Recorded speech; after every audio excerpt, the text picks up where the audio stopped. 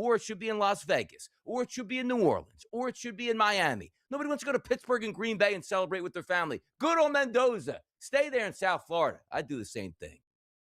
Oh, yeah. I mean, I don't blame him. And it seems to be a trend here, Donnie, too. In Cleveland, if you remember that one in 2021, I think they had a low of just 12 players showing up there. Yeah, they had 13 head to Detroit, and I think they had 17 last year in Green Bay. But they have not had a presumptive #1 overall pick since 2022, and Trayvon Walker not actually show up to the event to walk across the stage. But it's becoming less and less, shall we say, desirable for these players to sit in a green room with a camera in their face and wait for their name to be called.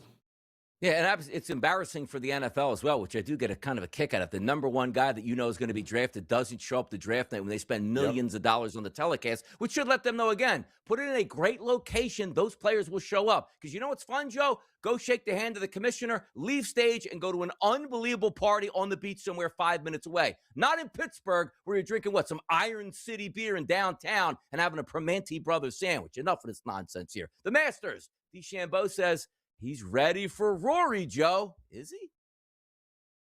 He better be, because let's face it here.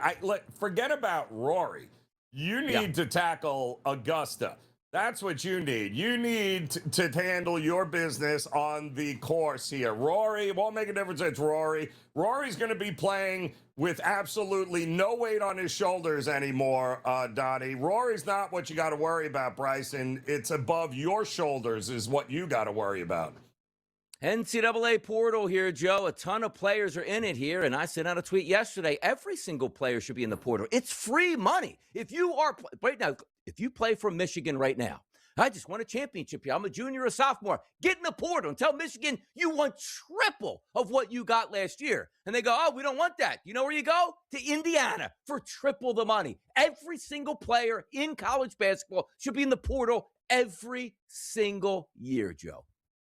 Yeah, it's unfortunate that they created this bed and now they're going to have to sleep in it. But hopefully, cooler heads will prevail and some of these kids will understand that if you really want to win championships, switching schools, 4 schools in 3 years or 4 years is not the way to do it.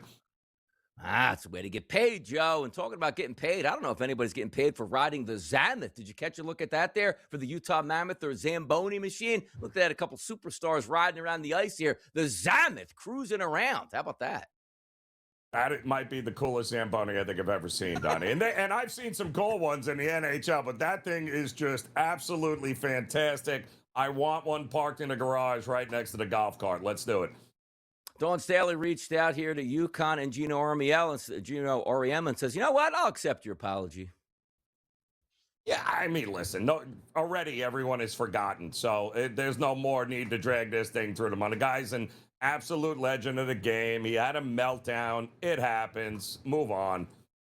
Major League Baseball teams are like, okay, we'll continue to reschedule these cold games. Of course you will. Nobody wants to play in cold weather. And John Harbaugh, we'll get to this later, claims everyone is tradable. Yeah. So now you're just going to have questions asked about you. Hey, if Jackson Dart gets offered 2 first-round picks, you're going to trade him? Stop the madness. We'll continue the madness after the break.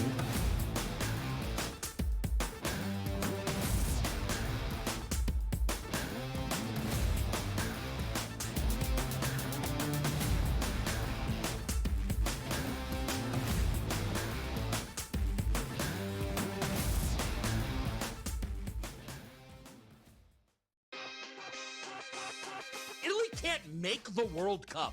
That's wildly embarrassing. Italy, to me, I think they're like the Cowboys, right? They're the Dallas Cowboys, basically. They're this ultimate sort of public team, big merch, monsters. That's a good one. Yet they really haven't won in a while. But we're talking about a world superpower. Game time decisions, only on SportsGrid. Miami today laying 17.5. Miami wins, get a load of this, 152. When you hear 152, I don't care if you're laying 100. You're thinking you're winning that bet, right? They win 152 to 136. They only win by 16. Washington get the backdoor cover. In-game live, only on SportsGrid. Scotty Scheffler, the best golfer in the world. How many majors will he win this year? And if he does get 4, Joe, that's currently trading at 3 cents. So a $100 investment actually only pays back $333 at this point, which is kind of insane when you ask him to win all 4. Joe, I told you already, sticking to my guns. $100 investment on no majors. None over the next 4 this year. Prediction Markets Edge. Only on SportsGrid. There's a basketball player who's 7'9". He's insignificant on his team. And quite frankly, I don't know if he goes Division 1, 2, or 3 at this point and will be significant. Joe, how can you be 7'9" and not be able to get on the court in college basketball? Shouldn't he be maybe, I don't know, the most dominant shot blocker in the history? I watched Manu Bol be a really good player at times in the NBA. The Early Line. Only on SportsGrid.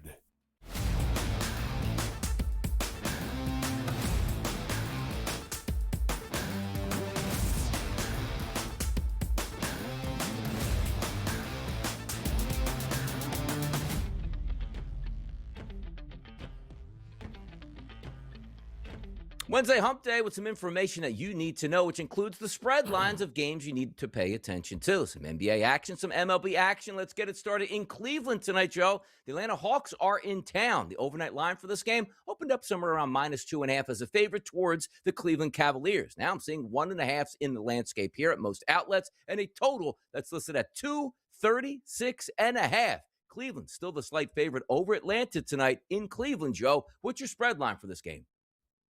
Well, this is the first of a home and home, Donnie, between these two teams, right? And you've got a Cleveland Cavaliers team, thanks to the Knicks beating Atlanta last game, have already guaranteed them a home court advantage in the first round because, well, they're locked into the 4 seed now. They could jump up to the 3 seed, but the big question is, do they really want to jump up to the 3 seed, given the fact that, well, that puts them in prime category to have to face the Detroit Pistons at some point? So we already know that Donovan Mitchell's still questionable. Harden is a go here, but we're at that point in the season, Donnie, where they're locked in. They have the home series to open up at the 4 seed, and they're not going to push the envelope, especially given the fact I think that the Cavs have gone into every postseason with somebody getting injured for something stupid somewhere along the lines, and next thing you know, you're playing the what could have been.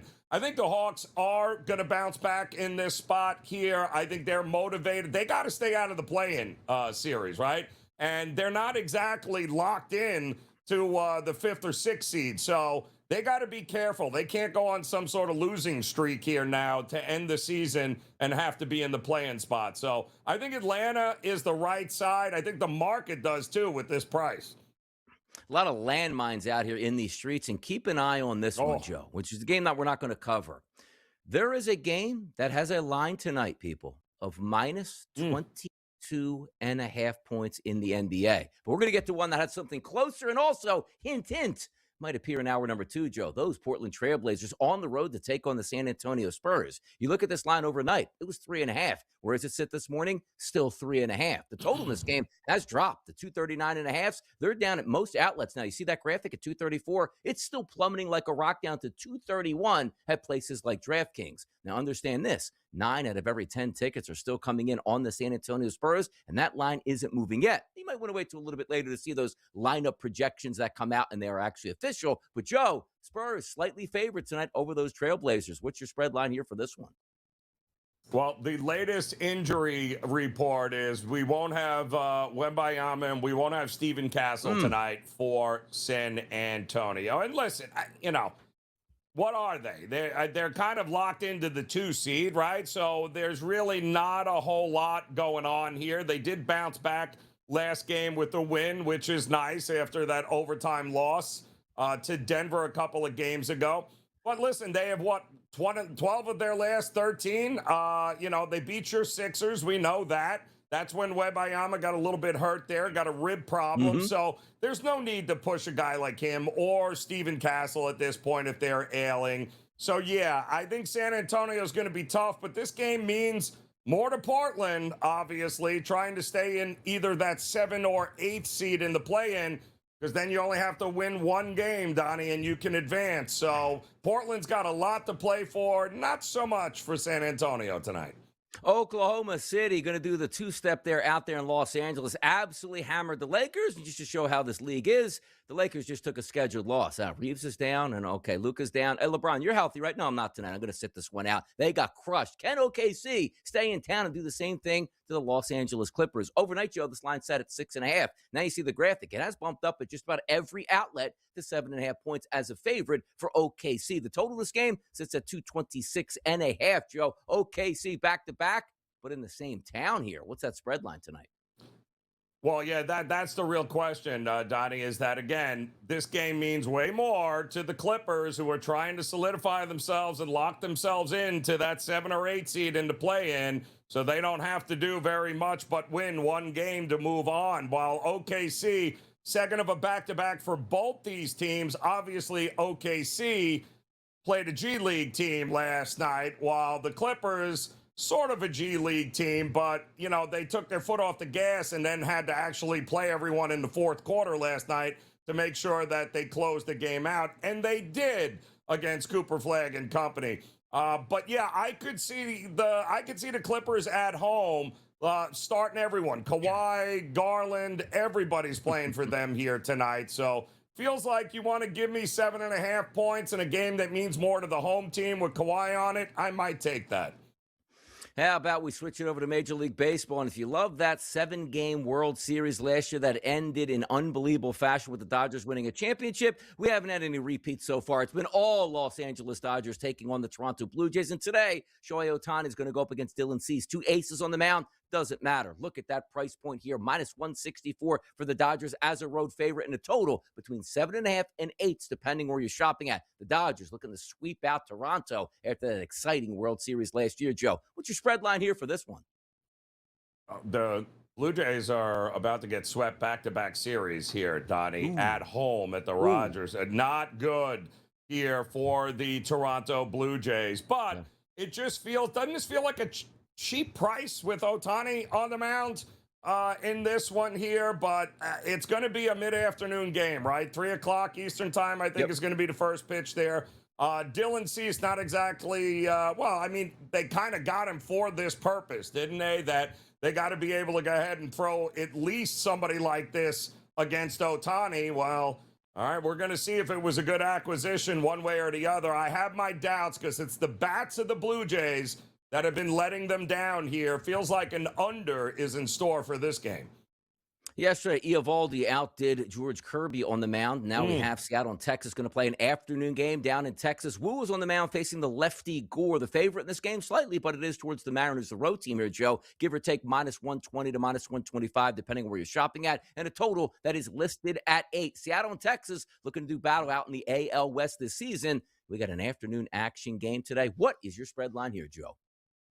Normally, I'd like to say give me the over, Donnie, but you can't. With these two guys on the mound here, I'm looking at an under again. Maybe an under in the afternoon. Major League Baseball, full slate today. Love to see it. We'll be right back after this quick break.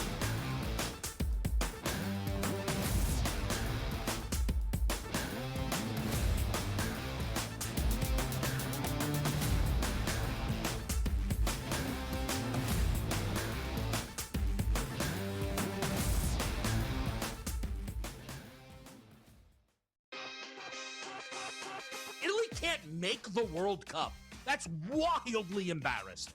You know, Italy, to me, I think they're like the Cowboys, right? They're the Dallas Cowboys, basically. They're this ultimate sort of public team, big merch, like, you know, monsters. That's a good one. Yet they really haven't won in a while. But we're talking about a world superpower. Game time decisions. Only on SportsGrid. Miami today laying 17.5. Miami wins, get a load of this, 152. When you hear 152, I don't care if you're laying 100. You're thinking you're winning that bet, right? They win 152 to 136. They only win by 16. Washington get the backdoor cover. In-game live, only on SportsGrid. Scotty Scheffler, the best golfer in the world. How many majors will he win this year? And if he does get 4, Joe, that's currently trading at 3 cents. So a $100 investment actually only pays back $333 at this point, which is kind of insane when you ask him to win all 4. Joe, I told you already, sticking to my guns. $100 investment on no majors. None over the next 4 this year. Prediction Markets Edge, only on SportsGrid. There's a basketball player who's 7'9". He's insignificant on his team. And quite frankly, I don't know if he goes Division 1, 2, or 3 at this point and will be significant. Joe, how can you be 7'9" and not be able to get on the court in college basketball? Shouldn't you be maybe, I don't know, the most dominant shot blocker in the history? I watched Manu Bol be a really good player at times in the NBA. The Early Line, only on SportsGrid.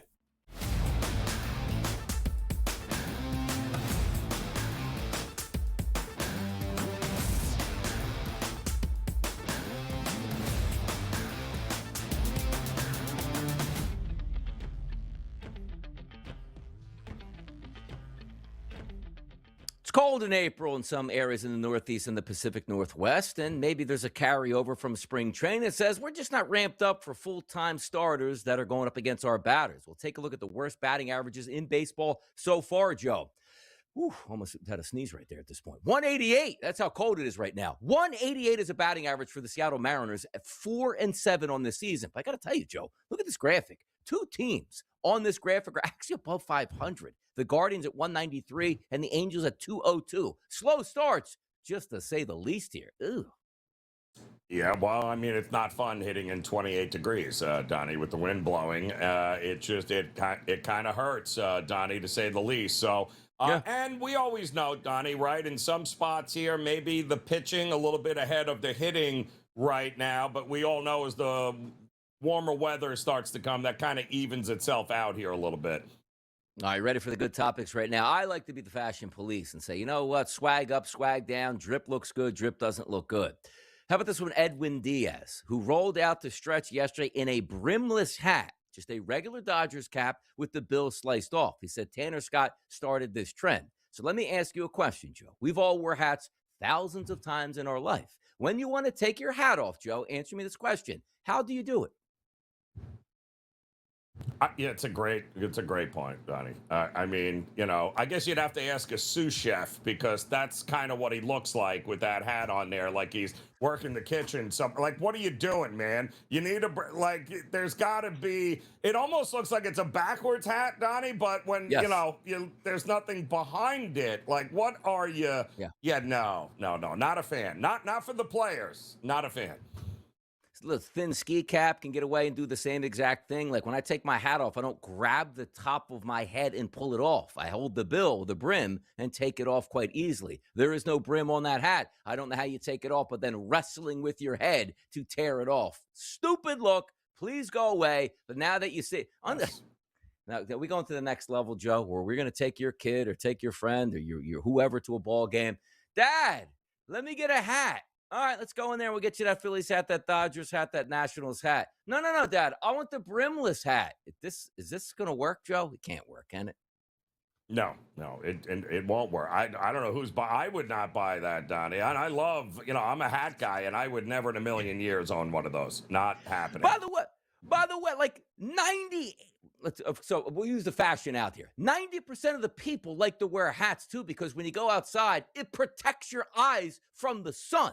There's a reason why Major League Baseball players don't wear a brimless cap in the outfield, because it protects you from the sun. This is ludicrous on more levels than one here, but always happy to comment when the fashion police need to arrest somebody, and please arrest Diaz for this ridiculous fashion faux pas. How about Cade Horton going to have some surgery on his UCL, excuse me. Add the A in there. Actually, you know what, Joe? Did we start something here? He's going to have a UCLA at this point right now. Tough scene for Cade Horton.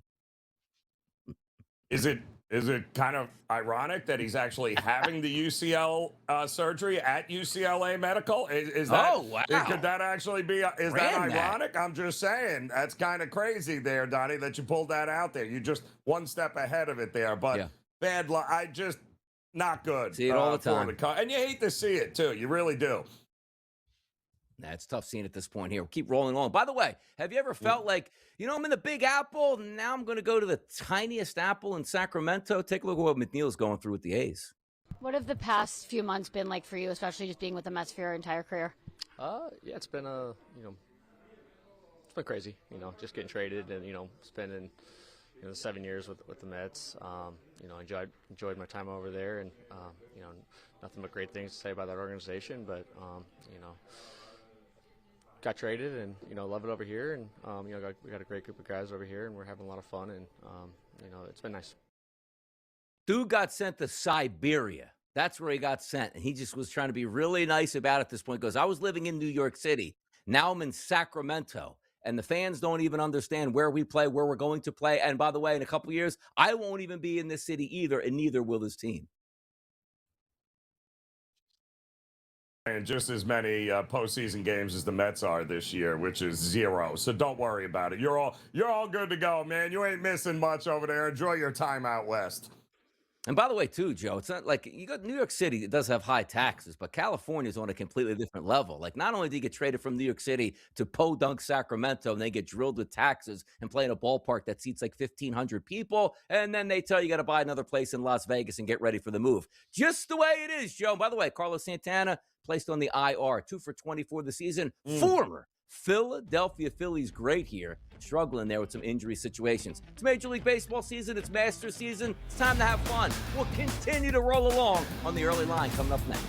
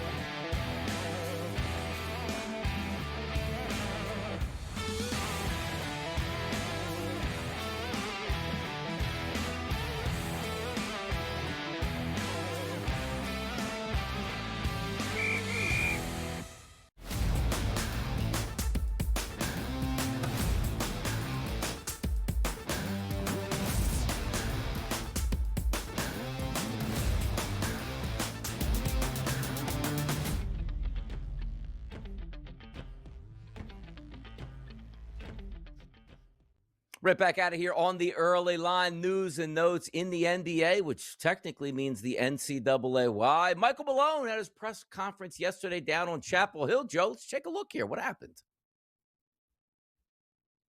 I said it. For me, it's a great day to be a Tar Heel.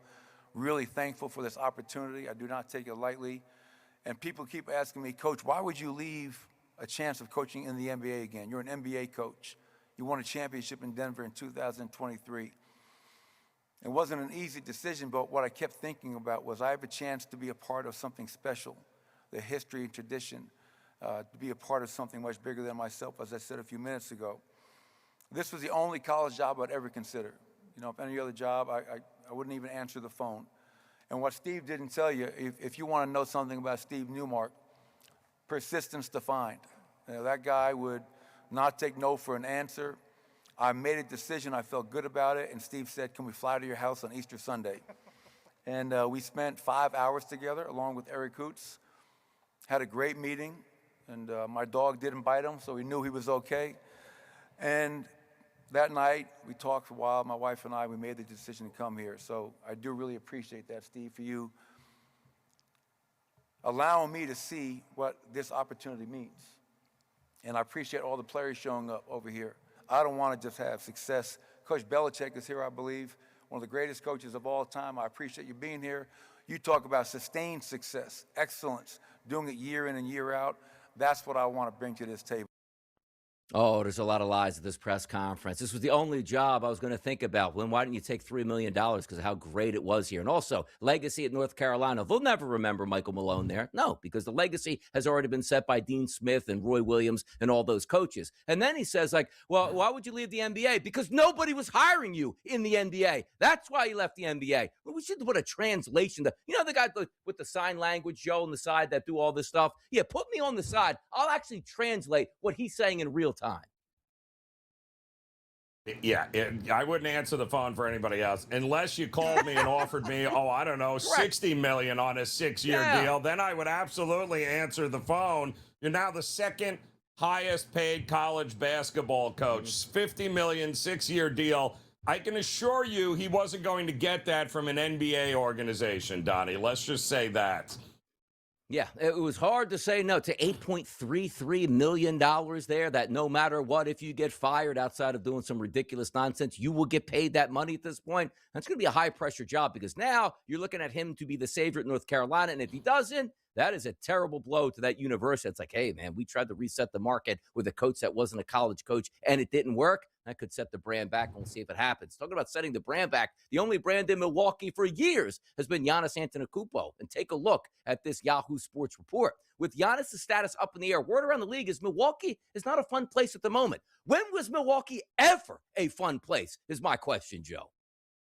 It's not with Doc Rivers at the helm. It's not, because then the inmates run the asylum there, and that's never a good situation. Listen, where there's smoke, there's fire, right? And we've been hearing about this now for 2+ seasons. And, you know, when you fired Griffin and you brought in Doc Rivers just to appease Giannis, that's where things went off the rails there. And then, of course, you know, the Lillard contract, they're going to be paying that for the next 5 years anyway. So they're a mess. And couldn't think of a better head coach to have for a total dumpster fire than Doc Rivers. They did everything wrong, and now the chickens are coming home to roost at this point here. Now, take a look at Giannis Antetokounmpo. And by the way, maybe the easiest job in sports is to have an NBA superstar. All the companies come to you. It's going to be Sprite. It's going to be Coca-Cola. It's going to be Nike. It's going to be Adidas here. There's going to be a national Doritos commercial or a Domino's commercial. Giannis Antetokounmpo lost his Nike bonus because it was tied to games played.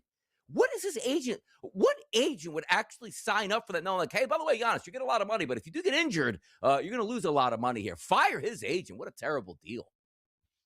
Yeah, which is, I think, part of the reason why Giannis was screaming, like, they won't let me play. I want to play. But so it really had nothing to do with you wanting to be out there with your dysfunctional teammates. It had everything to do with the fact that, that's right. Your bonus was tied to you actually being on the court. Oops. You know, when you hint retirement, it means there's pressure on you and you might get fired. So you put it out there to soften the blow, like, yeah, we came to an amicable agreement here where I'm just going to step away at this time. Let's listen to Doc Rivers here.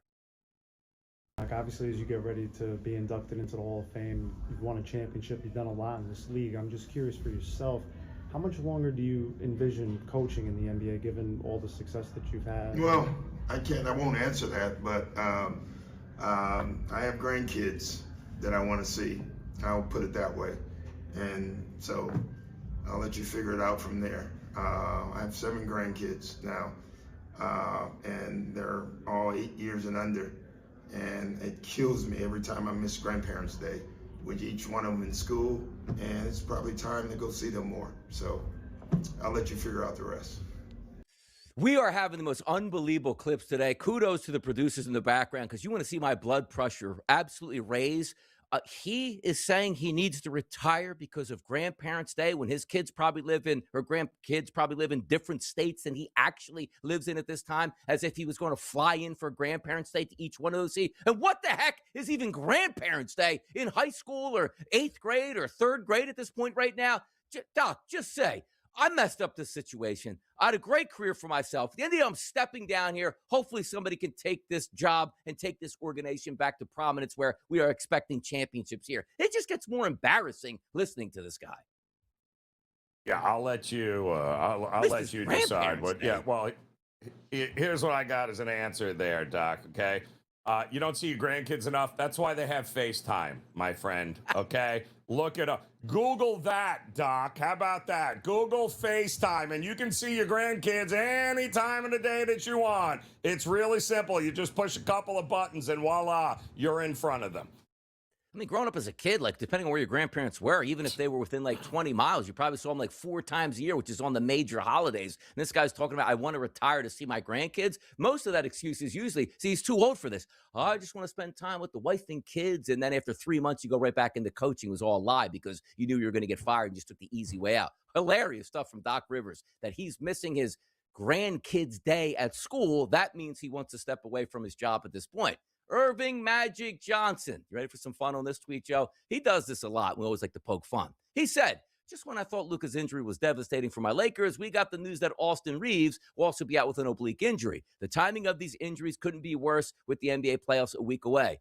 This was probably from April 3rd or April 4th, right? No, it was from yesterday, when we knew for days of all these injury situations. Shout out, Matt. Was he on a yacht? Where was he at? Like, he missed it?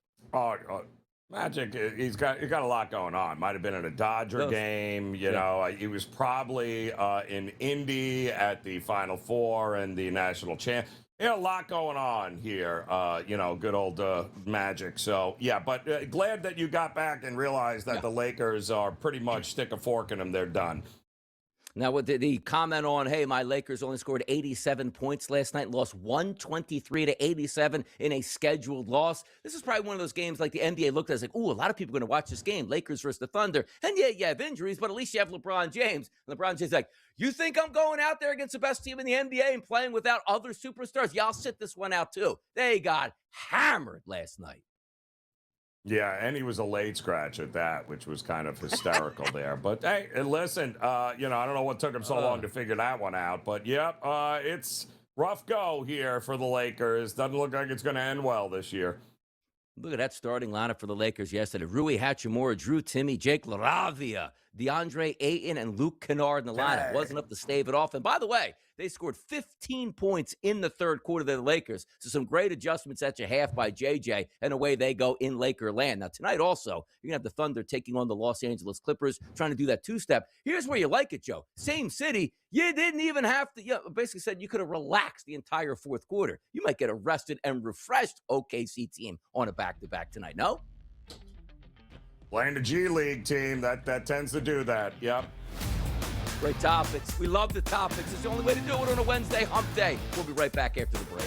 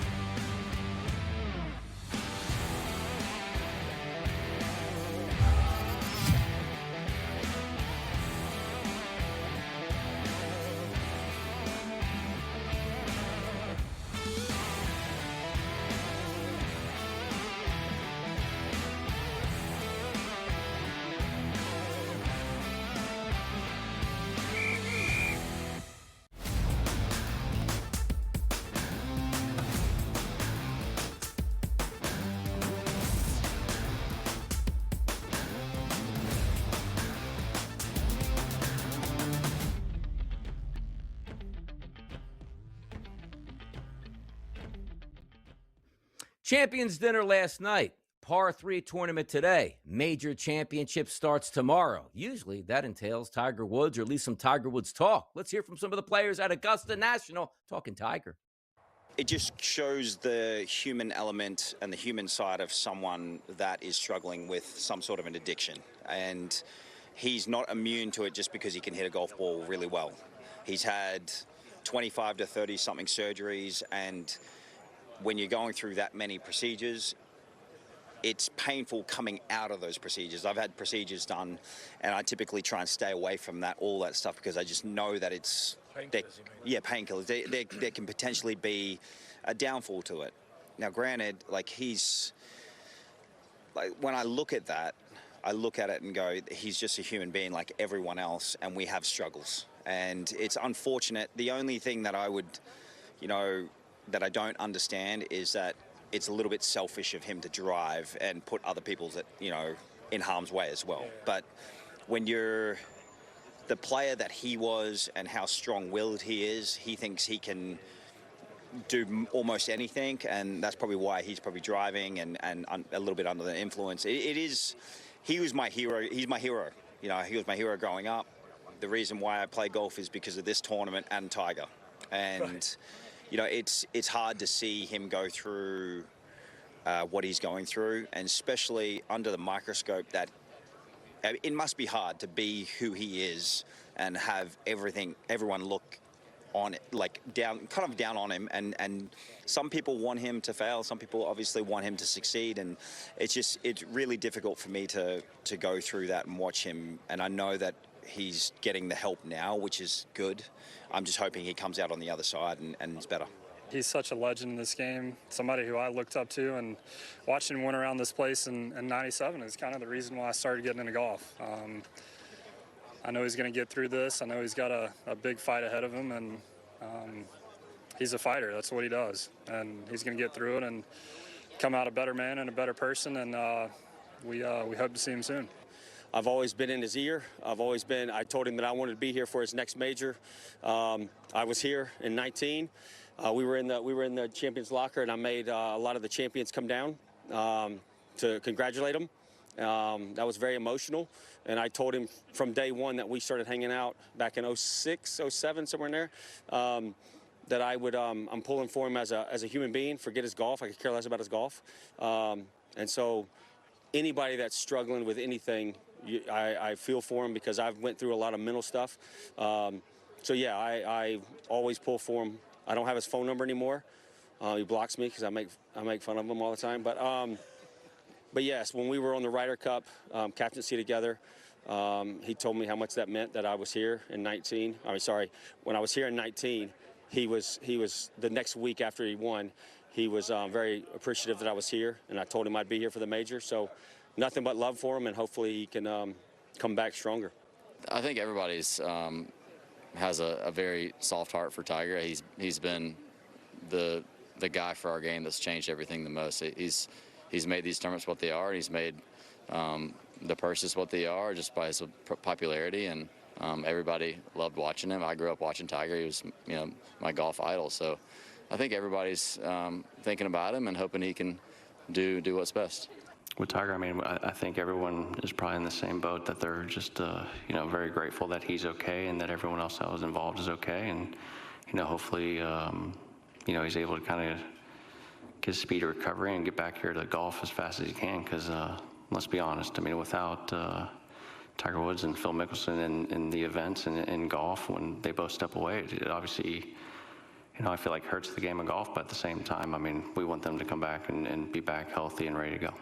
I probably won't see him for a few months, and then if he comes back, or when he comes back, hopefully we can keep in touch. But it's a very interesting, subject for me.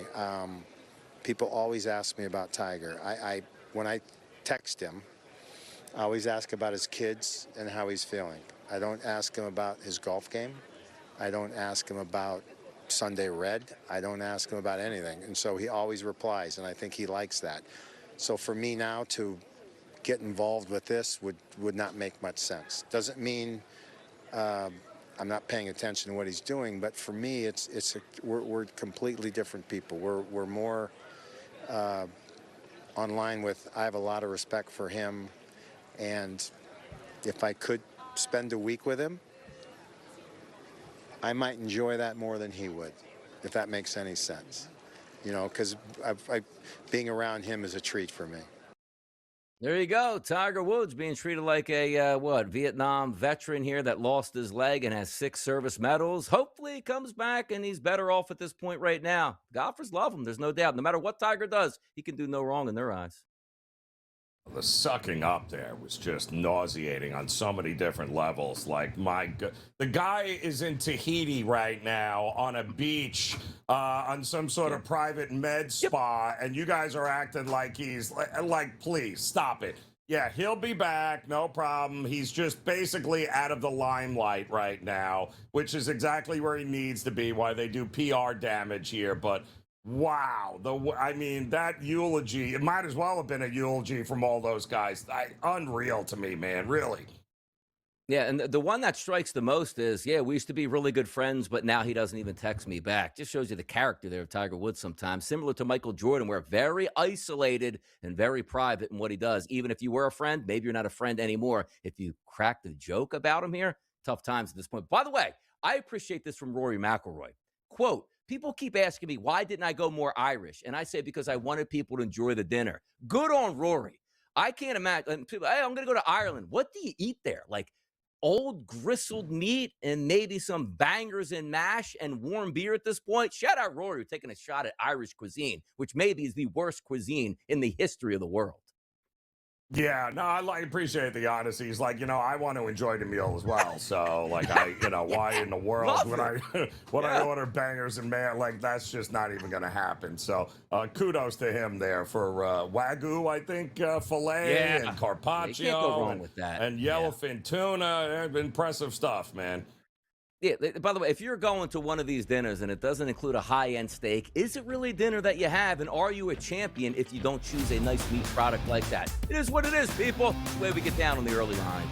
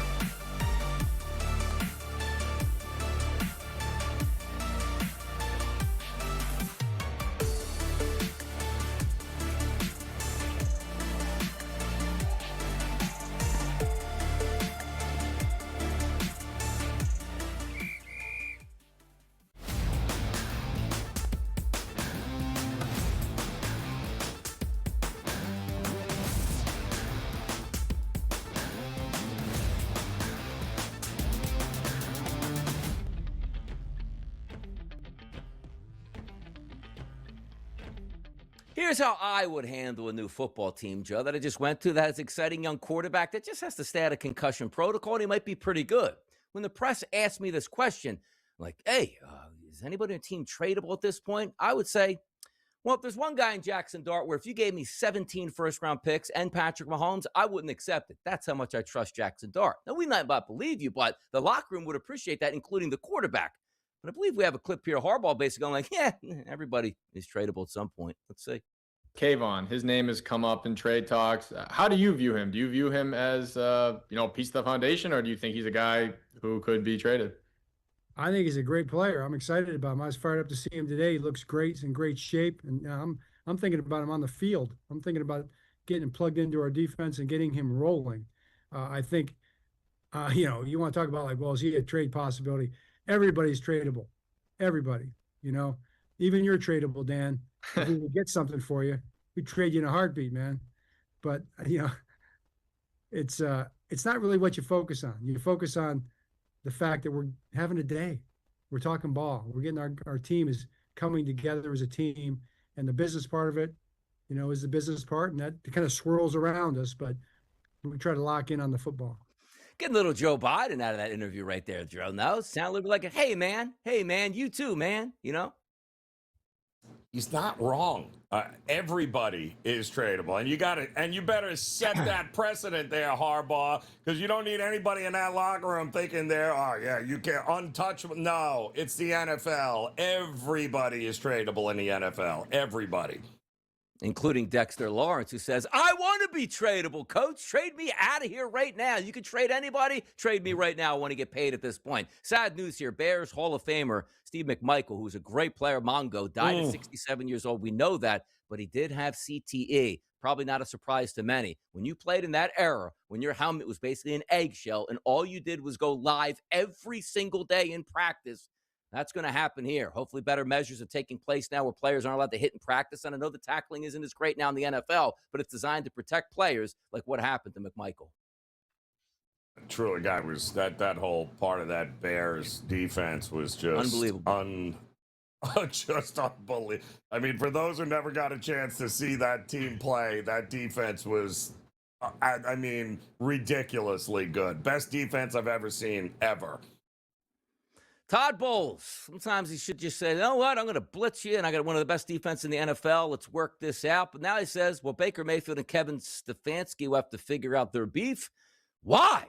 Is what I say, Joe. I have no idea why. Yeah, that's great. Makes absolutely no sense here as to why. It really doesn't.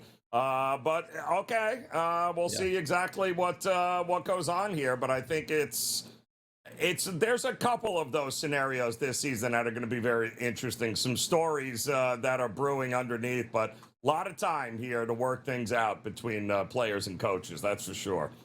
I felt like reading that like I was lost in like a time trap. Like, wait a second, Stefanski, the offensive coordinator for the Tampa Bay Buccaneers, like, what did I miss? They got to work out their beef. They're not even the same organization. We're working out beef for who at this point? And it is what it is. Pro Football Talk, Joe. Layoffs are coming. ESPN. No. The moves have less to do with the recent NFL media merger and more to do with the losses from last year's YouTube TV impasse, which cost Disney $100 million. Or some people like to say, like, they pay McAfee too much. Stephen A. makes too much. Now nobody can have a job. Amazing, right? It's just every year, like these these companies figure out ways to screw it up, Donnie. I mean, it's the only live events that we have going on. They're all multi-billion-dollar, and nobody can figure out how to manage the money. It's absolutely mind-blowing. I mean, Joe, why sign the franchise tag? If you feel you can make more money, you want to put leverage on an organization. How about Kyle Pitts signs his franchise tag and reports the workouts here? Now, he's guaranteed $15 million, but that guaranteed money could be way more in the open market. Now, they still can negotiate a full long-term deal, but usually you don't sign that till the last minute to put as much pressure as you can, which could result in a trade, which gets you even more money. But he's signing that sheet right now. Everybody's tradable. But yeah, well, sign the sheet. Congratulations. Doesn't mean that, that's still going to be the team you're going to be with, though. Anything is possible. How about the Ravens unveiling new uniforms on April 16th? Quote, the next flight. The last time I saw that was the Atlanta Falcons with their new uniform that look exactly the same as their old uniforms. What could the Ravens do to, hey, but We added a third stripe instead of 2 stripes on the sleeve. Epic, the next flight. What's old is new again, Donnie, I guess. That's what we got going. New era there in Baltimore, huh? Yeah, where are we going back to, like the Ray Lewis uniforms back in the day when they were playing at their old stadium? Who knows? The next flight, Joe, April 16th. Our next flight is up in hour number 2.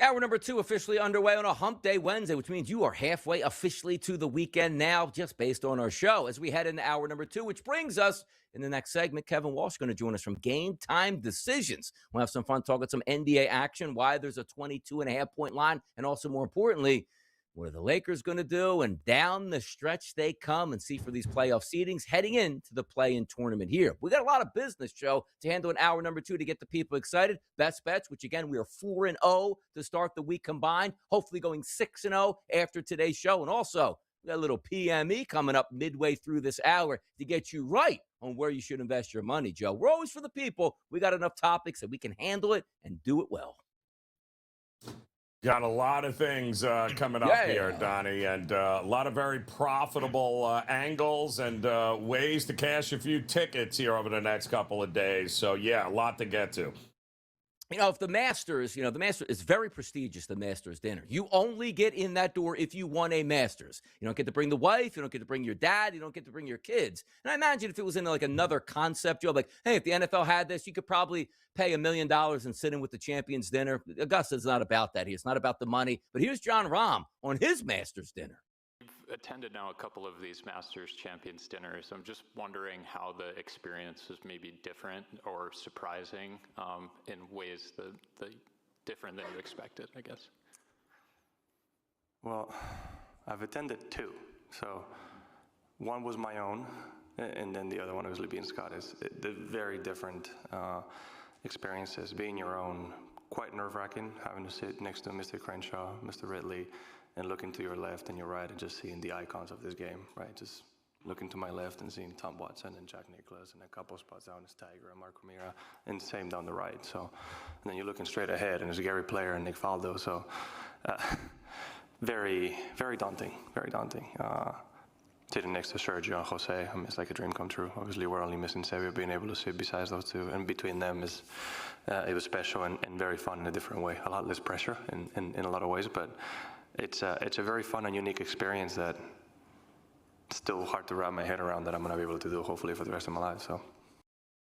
To me, Joe, the Masters is the Super Bowl of the championships here in golf and the majors. Like, that's got to be a cool club to be in. But also, if you're a very good golfer, right, and you say to yourself, like, I've never won the Masters, that's got to sting a little bit. Like, you tried, 10, 15, 20, 25 times to win that, and you just can't get into that dinner where it's got to be so cool in that exclusive club here to finally win that major, that championship, and get in the door at Augusta. It's got to be a cool thing. But I would have a lot of pressure. Like, hey, who doesn't like steak? Who doesn't like a nice lobster tail at this point? And, oh, yeah, I'm sitting next to the greats finally. I feel like I'm finally accepted once I get into that room. Yeah, I mean, nothing screams bougie quite like Come the on, Masters, get in there, Donnie. You'd be You're right right about that. Yeah, nothing says exclusive country club that you're not invited to. Quite like the Masters there. But, listen, the Masters is the U.S. version of what is the granddaddy of them all, which is the Open Championship because, I don't know, they've been playing that thing for about 200 years there, the British Open. So, yeah, it's nice, but I think the British Open is, or now the Open Championship, might be the granddaddy of them all. Come on, Bobby Jones rolling over his grave. Shame on you, Joe Mm-hmm. Ranieri, talking about the Masters in that way. But away we go into the NFL and the hottest topics across the sports landscape. The early lineup here. Fernando Mendoza is going to party down in Miami as opposed to going to Pittsburgh. And some people, you can't do it. Yes, you can. Put me in Miami over Pittsburgh any day of the week. Put me there. Milwaukee, I'm not going. Philadelphia, I love you. I'm not going. Detroit, I'm not going. Boston, I'm not going. Miami, we're all going. Move it to Miami for good, Joe. How about that? Yeah, no. And really, I mean, these cities that had to pony up to pay the NFL to host this NFL draft must be ecstatic here. And by the way, I mean, Cleveland, Green Bay, Detroit, now Pittsburgh. Like, what are we doing here? No wonder why fewer and fewer guys are like, I'm not going to freeze in a green room up there. It's just not going to happen. Like, no, I got to put it in Honolulu and see how many guys show up in the green room. That's exactly correct. It won't be the green room. Probably on the beach, Joe. Won't even have to be in a back green room. Yeah, we'll call you from the beach. You stroll up here, and we're going to put that jersey on, and you get to give a big hug to Roger Goodell here. The Masters, Joe, does start tomorrow. Today's the par 3. Bryson DeChambeau says he's ready for Rory. I love the Masters. I cannot wait for it to happen. But how about this? Quote, I got him at Pinehurst. He got me here. Uh-oh. Yeah, I mean, listen, but Rory's already telling you, like, the monkey's off the back. Like, that was the thing he wanted more than anything else in his career, and he got it last year, which means he is likely not of the same mindset that he was over the last few years when you were going toe-to-toe with him here. But you've got bigger fish to fry, right? Like, he broke through, now you got to break through. At 5th and 6th, the last 2 Masters, I think he's got a shot at this one to be able to take the green jacket. Legendary teams in college basketball. Now, Joe, from here to eternity, probably not going to be so memorable because why? You love the homegrown talent. These guys played together since they were freshmen. They were superstars. They didn't go to the NBA. They didn't switch teams here. You're going to remember them for decades here.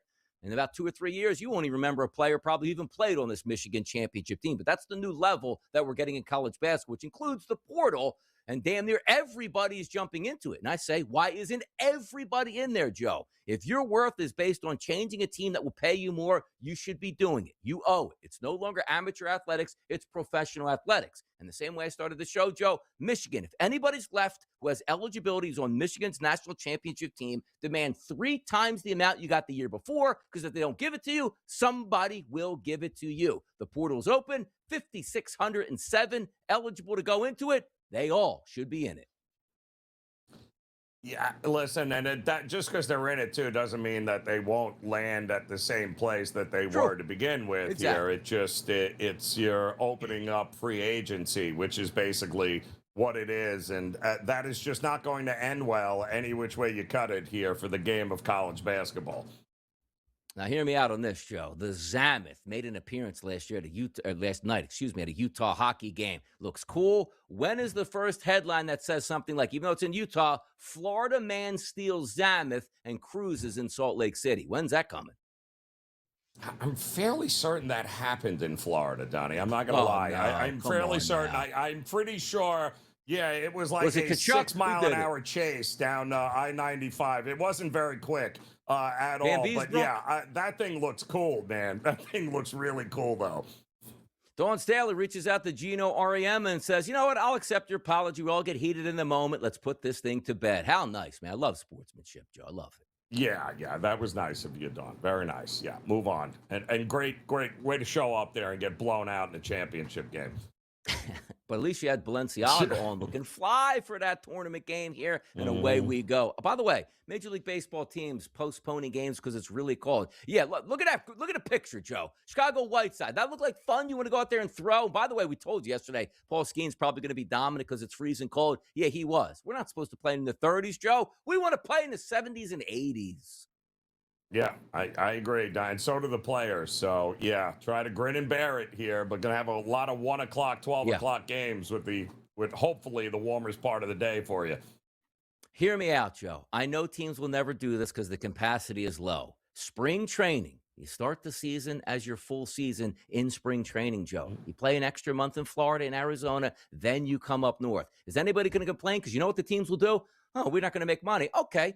They're now $350 per seat to make up for the capacity that we usually have at home at this point. You know what?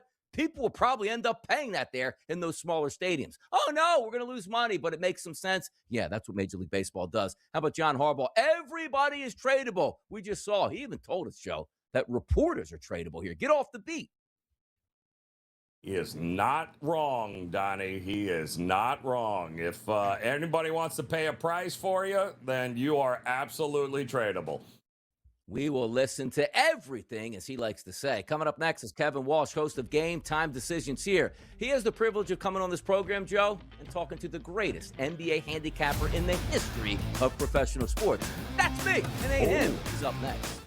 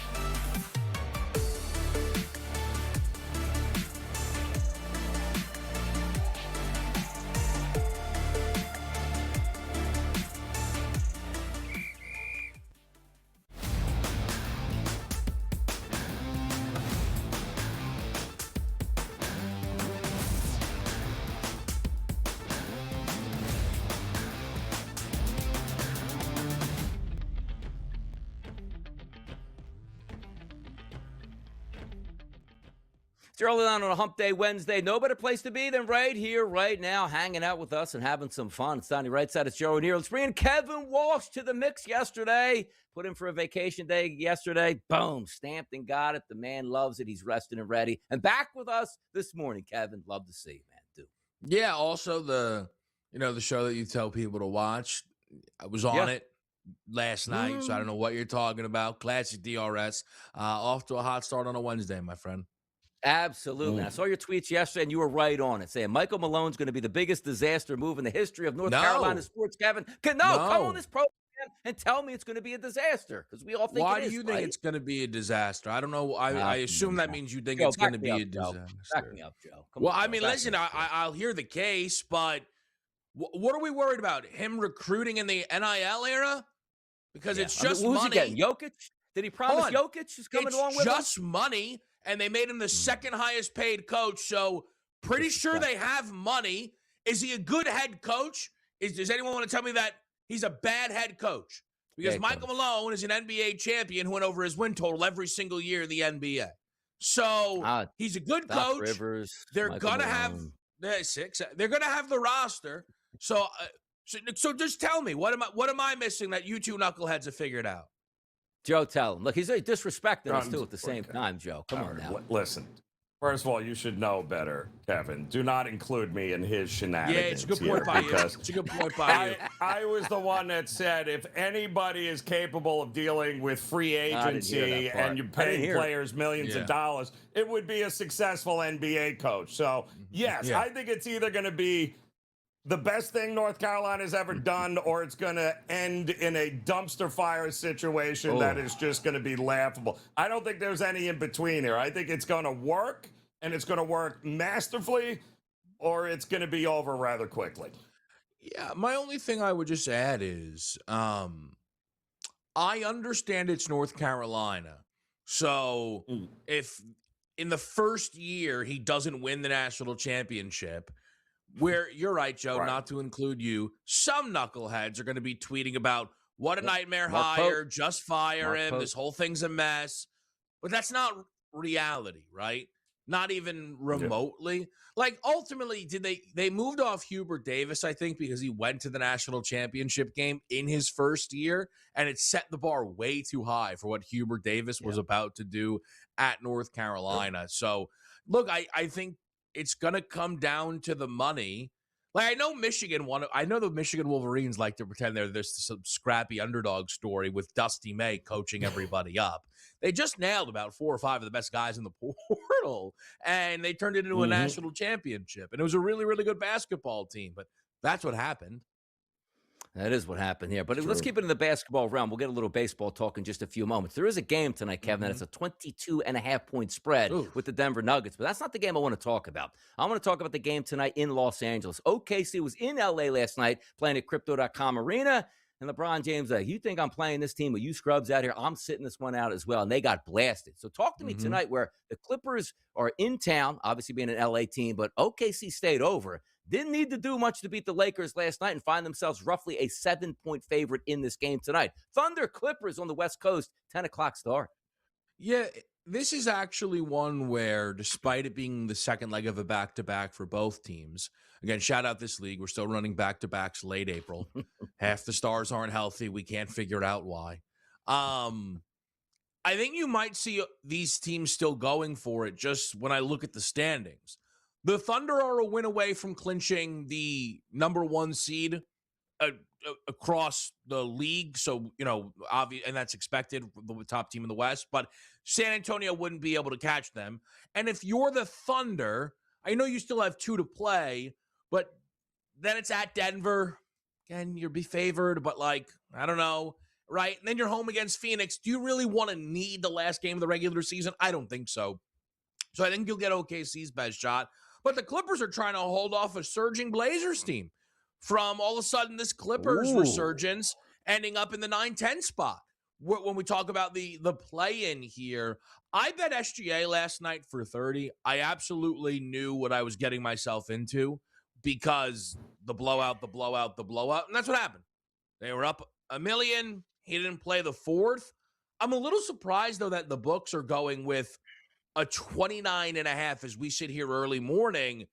SGA has not scored 30 in 3 straight games. He's not played the fourth quarter in 3 straight games. So to me, with only a 7.5 point number, I am tempted to go to the league MVP again.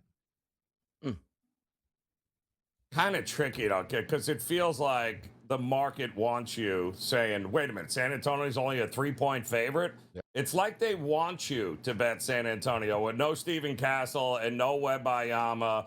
That number feels light, even though you're going to be missing those 2 guys here tonight. Feels like they want you to be like, oh, that number's ridiculous. Give me San Antonio. So I'm glad you brought up Wemby, because this is one of the fun things that and the 3 of us get to do now, I don't know, twice a week, which is talk about which new superstar won't make all NBA due to the awful 65 game rule. Victor Wembanyama, who 2 weeks ago was surging to potentially win league MVP. Now, if he does not play in 2 of the last 3 games for the 3rd straight year to start off his young career, also won't win Defensive Player of the Year. There's a book that has him at minus 4,000, which is really just the odds of him playing 2 of the last 3. He's at 63 games played. So I actually don't know why. I actually think that like Wemby might sneak out there. Maybe not tonight, but then he's got 2 more. Like what? Like he's gonna not. Like we're gonna do the DPOY thing. We're gonna pretend it's Chet Holmgren. Okay. Oh. It's awful. It's really bad. Again, this rule, really bad. Really, really bad. Mm-hmm. Best ability, availability. We all know. You can be as great as you want. You don't show up to work, you're going to get fired. They're tough seeing Wemby. And by the way, on his basketball card in a couple of years, man, Wemby never made any all-star game, or made the all-star game, but no end-of-the-year awards, no teams, no MVPs. Guy can't even be in the award ceremony at this point. Kevin, quickly, Athletics and your Yankees tonight. Yanks 8-2 on the season. Severino Warren, and he looks on a heavy favorite for the Yanks tonight. Quick. Yanks regular season juggernauts. Judge bounces back after doing nothing yesterday. That's a pro. That's a pro right there. It's Kevin Walsh. Catch him and Gabriel Morency tonight, 6 p.m. Eastern on Game Time Decision.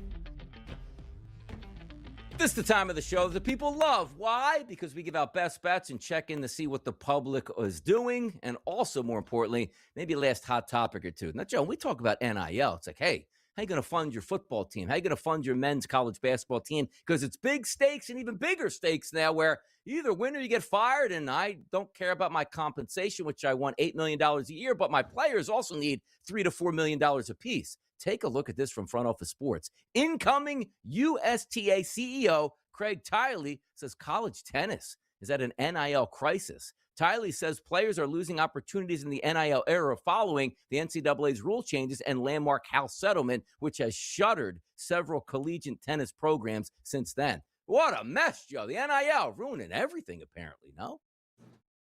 Yeah, I mean, it's such a poor sport, too, tennis. I mean, almost nobody with money plays that sport at all, Donnie. It's kind of crazy here. Shocking, in fact, that if you don't play basketball or football, I guess you don't really add to the collective worth of the university, do you? And, Joe, I'm telling you now, just wait a few more years. Maybe it takes 10. You will have football and you will have men's basketball and a handful of women's basketball teams, and everybody else will be cut because we're like, we just can't afford those programs. We have to play our football players who make us the money. Nobody else makes us the money. We can barely hang on here, and Title IX is going to go away because of what the NIL represents. Give it time. About 10 years, that's going to happen here, Joe. But let's reach out to the people and find out what they got today on our Fade the Public poll.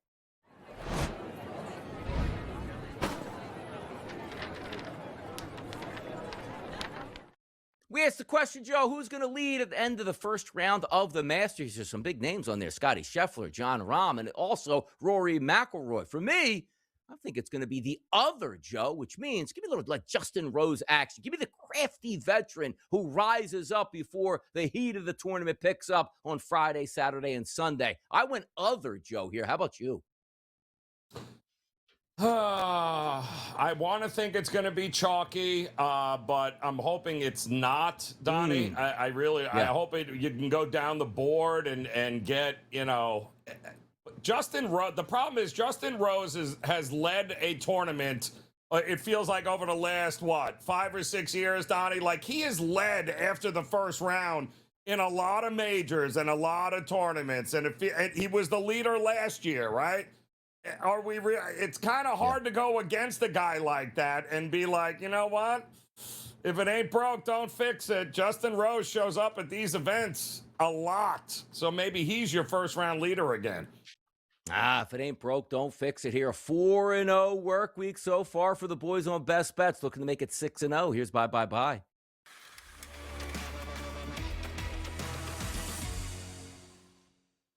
The world is your oyster, Joe. Where do we go tonight for a best bet that Joe Ranieri's smoking hot with a plus money winner yesterday on an unsuspecting run line on the Orioles, Joe? Where do we go tonight? Well, yeah, I just want to make sure that we're on the scene. We are. Okay, good. So let's go Yankees. Yep, let's go. We're going to go Yankees, A's, and we are going to look at the over here, especially with two pitchers on the mound. Both bullpens have had some work here over the first couple of days. So I think Severino and Warren, they're going to need these guys to go a little bit longer than maybe they're going to be capable of going. Listen, I don't see any reason why against these two guys we can't get some runs with these two liners. We had 8 last night, and that was actually rather easy. I think even without Judge hitting there last night, I think he can bounce back here against Severino. I think the Yankees are primed for 6 or 7 runs alone here. I like their team total and the game to go over here tonight. 8.5, Joe. I'm surprised the graphic didn't say alt total 10.5 and really get the party started in the Bronx tonight at around 7 o'clock here. For me, I'm going to stay in the association. Picked up a W last night on a team that many people didn't want to bet. The Brooklyn Nets just riding this. Yeah, they won outright yesterday, people. Maybe get an outright winner again today. The Portland Trailblazers in town to take on the San Antonio Spurs. As we pointed out to start the show, 3.5 was the line overnight. 3.5 still this morning, including 90% of the ticket count still coming in on the San Antonio Spurs. So here's your handicap once again today, people. Nobody wants to take the Trailblazers. Your boy Donnie Rightside, he's taking the Portland Trailblazers with the 3.5. 6-0, Joe. That sounds like a good start to the week, doesn't it? Lonnie, I'm with you. It just feels like the market is begging you to take San Antonio there, aren't they? Just begging you to take them. But nope, not Donnie. He's not falling for it, and I don't blame you. How about begging to take the money? The Pittsburgh Pirates, a 9-year contract with Connor Griffin for $140 million. He's getting paid. Lock it Coming up. up next, little PME, people. Come on back.